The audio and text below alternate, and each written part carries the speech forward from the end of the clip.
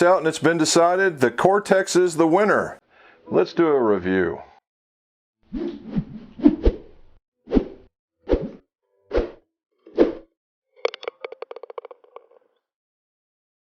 Well, welcome back to the mcgolfshop. Jim McCleary, most awarded certified clubmaker club fitter, where we do reviews, repairs, and fitting advice for you so you play better golf. We just watched on the Golf Channel the Driver vs. Driver 2 finale, and we found out that the Cortex won. Now, if you were following it the whole way, the Cortex was the driver that was doing very, very well from the very beginning and all the way to the very end. The second place driver, the Roswell, started out a little slow and kept gaining momentum. Apparently, if it had one more show, you never know, things might have turned around. But they didn't have another show, and so the Cortex won via tour testing and approval, celebrity testing and approval, social media testing and approval. So it won hands down. Now, let's talk about the reviews. The reviews going forward are going to be in a couple of, or might be a 2-day evolution. So the first day is I get the club, I do the measurements from a club maker point of view. Length, loft, lie, does it say what it is? We look at the quality of the build, the different types of attributes that the club should have based on what they're telling us. And then the second day will be the fitting or the testing, and then we'll do the comparison, based on some of the marketing information, and then what I think of it as a fitter. And then we'll put it all together as one big video. So that's what we're going to do going forward. Cortex. I was able to get a hold of a left-handed one, so we're going to start with that. So what I've done is I've got 3 righties and 1 lefty. And what I've done is I've gotten a 9-degree righty, a 10.5-degree righty, and a 10.5-degree lefty. Of course, they come with the Atmos shaft. I got a red in one and a blue in the other. So we'll have some comparative information. So what we're going to do is we're going to do a measurement first, and then while I'm doing the measurement, I'm going to kind of eyeball this thing for quality of build, and then we'll finish it off. I'll give you my thoughts, and then tomorrow when it warms up a little bit, we're going to go hit the ball. So let's measure this club up. Let's do a review.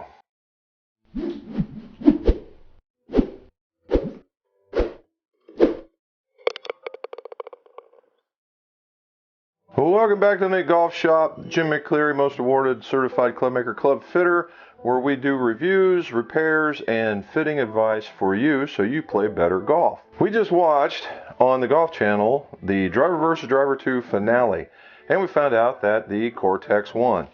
Now, if you were following it the whole way, the Cortex was the driver that was doing very, very well from the very beginning and all the way to the very end. The second place driver, the Roswell, started out a little slow and kept gaining momentum. Apparently, if it had one more show, you never know, things might have turned around. But they didn't have another show, and so the Cortex won via tour testing and approval, celebrity testing and approval, social media testing and approval. So it won hands down. Now, let's talk about the reviews. The reviews going forward are going to be in a couple of, or might be a 2-day evolution. So the first one moved around, okay? Well, we've said that in the past in other reviews, where if they have a carbon fiber crown, much like this one does, that a lot of that weight can be placed underneath here in order to move center of gravities around, allow you to have more technology on the bottom, work in the face, depending on whatever the manufacturer wanted, right? Well, what they've done is they've taken this thing to a kind of another level concept, and if you saw how it grew, it changed kind of radically from the original concept to the final product. But you have titanium here, you have titanium here, up along this way, and then around the outside. Whereas these 2 pieces are carbon fiber plates, and then you have a really big carbon fiber plate here. Also comes with it's Wilson's Adjustability. All right, you go from standard, -1, -1/2, +1, +2, +1.5. So not bad as far as adjustability. Now let's take a look at it from a little deeper now. All right, so we put the guy through its paces. It's a good looking club. It's got the black mirror finish here. You've got your chrome or mirror finish on that backside. So it gives it this offset. It gives it a different look when you're looking at it in the rack like that. You have the chrome or the carbon fiber top, which, you know, don't let the paint job fool you, because the paint job starts and stops, I don't know, right around that 3/16 of an inch ish right here, which, you know, in the very top of the crown is right here. And that's kind of that's a smart play, right? It does seem to come over the top and take up some of the face, where if you look, this is the top of the crown, so it comes over here. Now, if you're one of those guys that's going to come down and you hit this, you know, you're a guy that's a sky marker kind of guy, chances are you're going to peel the paint. All right, unless there's something really, really strong about this paint.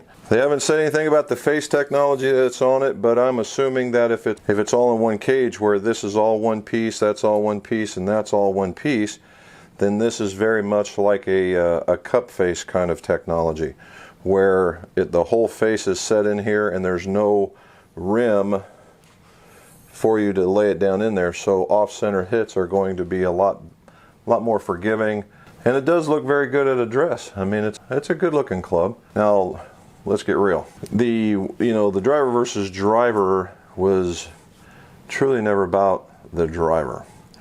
Right, it's a great way of showing the world that Wilson is a golf company to be reckoned with, right? Everybody recognizes that Wilson had a very long history and is climbing up, right? The irons have always been spectacular, and the woods has been where their weak point has been. And with this and the release of the C300 and the D300 have been a huge boon and improvement over past models.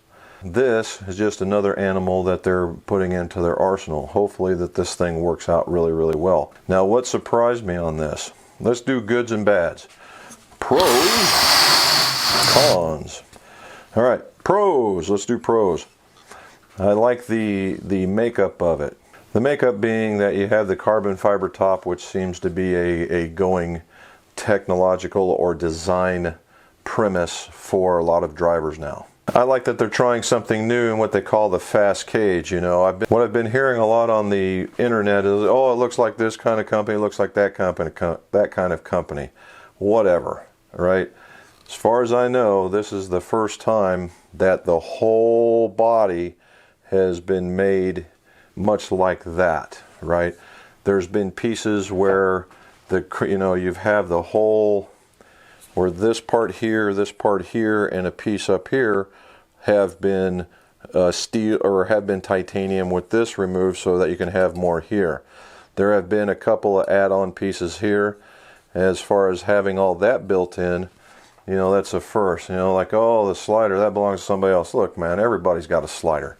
All right, so it's not stealing from anybody. The shape is very traditional. It's not real eggy. It's not real flat. In fact, I would call this more of a tall face, but a tall face yet compact driver face.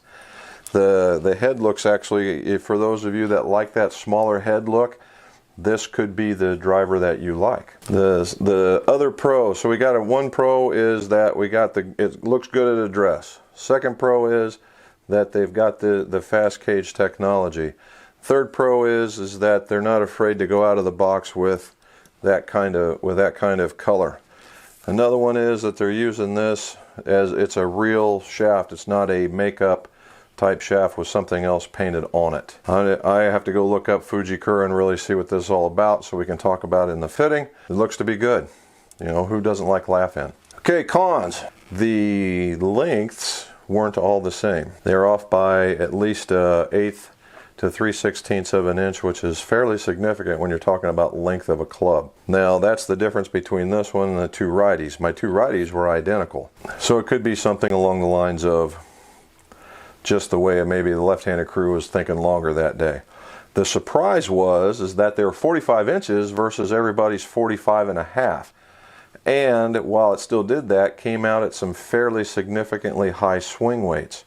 You know, I had, what did I have? Oh, I had between D6 and D8, and when I saw that, I had to double check my swing weight machine just to make sure that I was seeing what I'm seeing, because normally, you know, these guys run around in the low D range. And the funny part is when that you put this in your hand, it doesn't feel heavy.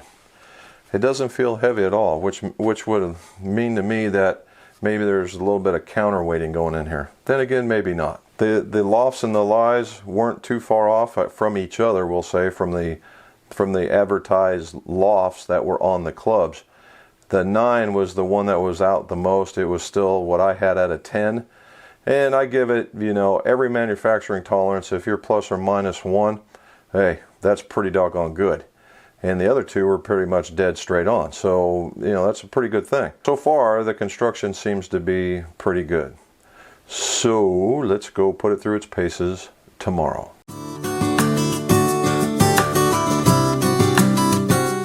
Onward to the fitting side of it. Now, we talked about all the stuff that we look for in a golf club, right? We talked about it having a smaller footprint, all this adjustability that it has, the color setup, the way that it looks. I mean, everything is pretty good. That's the reason why it won, right? Now, onto the fitting. So, from a fitter standpoint, what am I looking at? Well, let's talk not about the head, but the shaft.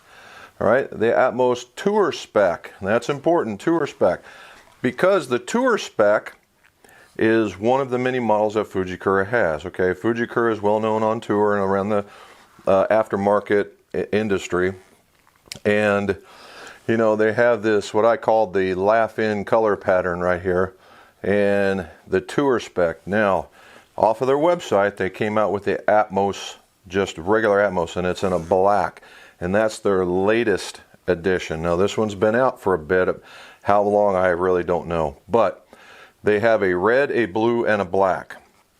The red is the higher launch, the blue would be kind of the medium launch, and the black is the lower launch of all of them. Now, they come in codes of 6S, 7S, that kind of stuff, right? Where the red, the 6S, is in the upper 60 gram. The blue is in the mid 60 gram. And the black in the 6 is actually in the 80 gram, 70, 80 gram, 80 gram, 80 gram, yeah. 80 gram. And the difference obviously is blue here, which I got one. The blue, and then the black, where this pattern is just black, right? Okay. From the website again is that it's supposed to feel the same at this end no matter what's going on up here. So what that means is that they've allowed for the highest, this one has the lowest bend point where the next one has a slightly higher and slightly higher in order to keep that launch down. Now, how much that is, that could be an inch or less even in the bend point. It could be about torques, it could be about a bunch of other different specs. I'm not here to spec out the particular shaft, but to tell you that it is the real shaft. Red is high, blue is medium, and black is low. Now, what I also did find out is Wilson is offering a Series 5, right? And most people would think this is 60 gram, the 5 is 50 gram, and so on. Well, in the website, there is no 5. So does that mean that it's a fake? No. What that means is that it's maybe just not published and they just haven't updated their website. But, you know, with all things created equal, you would think that if the 6 weighs something in the blue, in the mid 60s, that the 5 would weigh something maybe in the mid 50s. And that's where you can get that from. All right, so let's do some fitting. All right, so we talked about this being heel and toe, or a heel weighted club. That's the reason why the 2 is here, and that's the reason why the 8's out there. So this is more of a neutral. And I didn't change anything. So what you're looking at is how I hit it.